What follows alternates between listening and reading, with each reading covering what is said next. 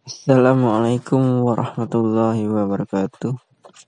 Saya Muhammad Rifki Brilianto dari jurusan Komunikasi Penyiaran Islam, Fakultas Dakwah dan Komunikasi, Universitas Islam Negeri Raden Patah, Palembang. Di kesempatan kali ini saya akan menganalisis komunikasi. Apakah termasuk dalam komunikasi Islam atau tidak dari seorang tokoh nasional, yaitu Bapak B.J. Habibie. Sebelum itu saya akan memberikan pengertian komunikasi dan prinsip-prinsip komunikasi Islam. Pengertian komunikasi. Komunikasi ialah komunikator menyampaikan pesan melalui media kepada komunikan yang menimbulkan feedback. Dan prinsip-prinsip komunikasi menurut Syukur Khalil, ada setidaknya 11 prinsip-prinsip komunikasi Islam. Yang pertama, memulai pembicaraan komunikasi dengan mengucapkan salam. Yang kedua, berbicara dengan lemah lembut. Yang ketiga, menggunakan perkataan atau tutur kata yang baik. Yang keempat, menyebut hal-hal yang baik tentang diri komunikan. Yang kelima, menggunakan hikmah dan nasihat yang baik. Yang keenam, berlaku adil terhadap semua komunikan. Yang ketujuh, menyesuaikan bahasa dan isi pembicaraan dengan keadaan komunikan. Yang kedelapan, berdiskusi dengan cara yang baik. Yang kesembilan, lebih dahulu melakukan apa yang akan dikomunikasikan atau disampaikan. Yang ke-10, mempertimbangkan pandangan dan pikiran orang lain. Yang ke-11, berdoa kepada Allah ketika melakukan kegiatan komunikasi yang berat. Itulah tadi sedikit penjelasan dari saya, dan berikut kita dengarkan video dari Bapak B.J. Habibie tersebut. Assalamualaikum warahmatullahi wabarakatuh. Bapak B.J. Habibie memulai bicaranya dengan mengucap salam. Itu termasuk dalam prinsip komunikasi Islam nomor pertama, yaitu memulai pembicaraan dengan mengucapkan salam. Manusia di muka bumi ini diberikan kepada Allah Subhanahu wa taala tiap hari hanya 24 jam. Tidak dibedakan apakah dia dari lingkungan keadaan sosial yang menguntungkan atau tidak menguntungkan, atau dia dari lingkungan intelektual atau tidak intelektual, apakah dia wanita atau pria, sama saja 24 jam tiap hari. Dapat kita dengar tadi Bapak B.J. Habibie menggunakan berbicara dengan lemah lembut dan berlaku adil terhadap semua komunikan, tidak membeda-bedakannya.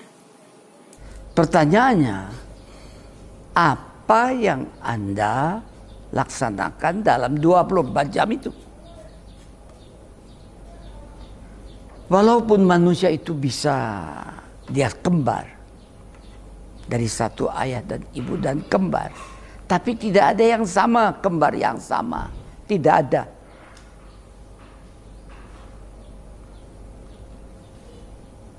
Perilakunya, Beliau juga menggunakan perkataan atau tutur kata yang baik. Dapat kalian nilai sendiri dari videonya. bisa sama, tapi jalan proses mengambil suatu kebijaksanaan berbeda. Walaupun si kembar itu telah mendapatkan sama dari orang tuanya. Proses pembudayaan, apa itu pembudayaan? Pembudayaan adalah suatu sinergi positif dari dua elemen yang dibutuhkan manusia. Sinergi positif, catat. Kalau saya bilang 1 tambah 1, jelas 2 dong. Atau 100 tambah 100, 200. Tapi ada orang bisa dia buat 1 tambah 1 bukan 2. Tapi 20.000. Tapi dia nggak korupsi. Dia pandai-pandai memanfaatkan kesempatan dan apa yang dia butuhkan untuk menjadikan sesuatu kebijaksanaan yang bernilai tinggi dalam waktu sesingkat-singkatnya. Itu harus datang dari orang tuanya dan lingkungannya.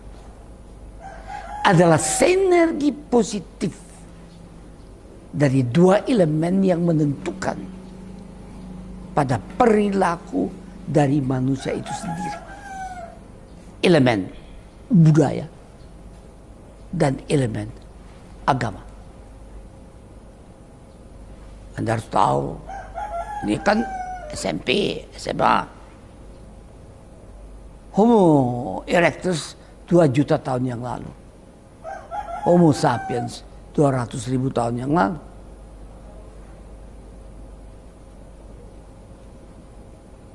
Agama yang sekarang ada di muka dunia ini,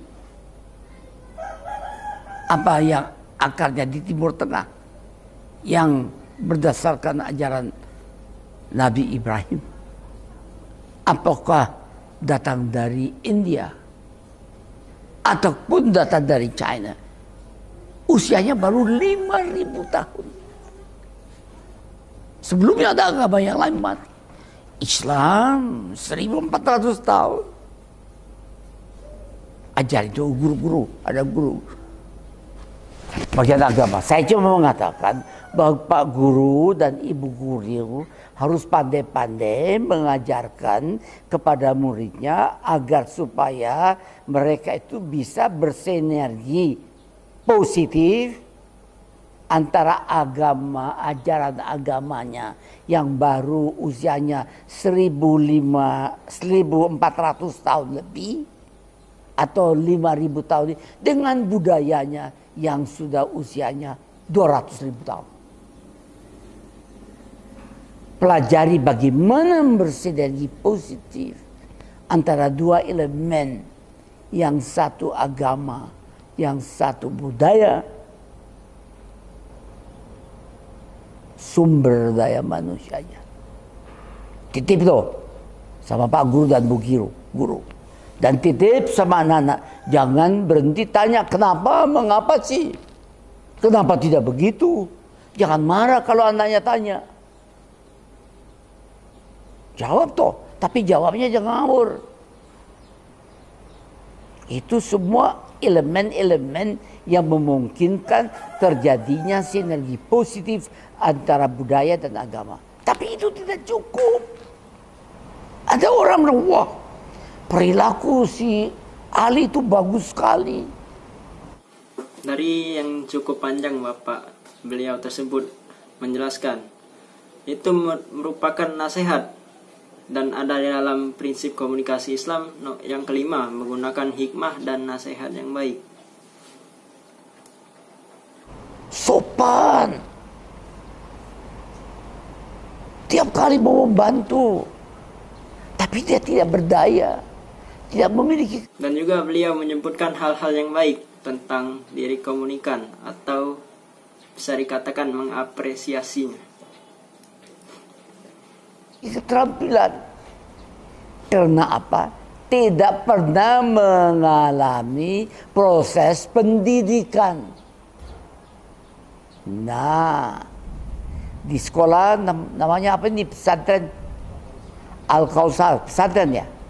Pesantren Al-Kausar ini di situ diberikan dua-dua, menyempurnakan proses pembudayaan, sinergi positif dari dalam hal ini agama dan budaya masing-masing. Yang satu sinergi positif dari ya hasil agama dan budaya dengan penguasaan ilmu pengetahuan dan teknologi. Atau proses pembudayaan itu hasilnya adalah kualitas iman dan takwa yang tinggi. Sedangkan proses hasil pendidikan ada kualitas penguasaan ilmu pengetahuan yang tinggi sesuai dengan bakat dan kemampuannya. Sehingga dia menjadi terampil. Outputnya adalah perilaku imtak, iman dan takwa dan tinggi. Pendidikan, proses proses pendidikan, outputnya adalah kualitas berpikir tinggi. Kalau dua-dua itu, tiga elemen tadi, budaya, agama, dan pengertian pada ilmu pengetahuan dan teknologi bisa disinergikan positif, orang itu produktivitasnya tinggi. Kalau produktivitasnya tinggi, belum tentu ada unggul. Kalau ada tinggi produktivitas, tetapi tidak ada lapangan pekerjaan, nganggur, bagaimana menjadi unggul? Karena itu penting kita ciptakan lapangan pekerjaan. Penting semua barang yang kita butuhkan untuk kehidupan sehari-hari.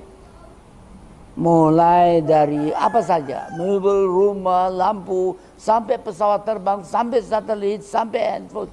Kita dapat mungkin buat sendiri. Kalau dia mengatakan tidak mampu, omong kosong. Baiklah, dari sekian cukup panjang penjelasan tadi, kita juga dapat mengetahui pada poin 9, lebih dahulu melakukan apa yang akan dikomunikasikan atau disampaikan. Kita semua sudah tahu bahwa beliau adalah orang yang hebat.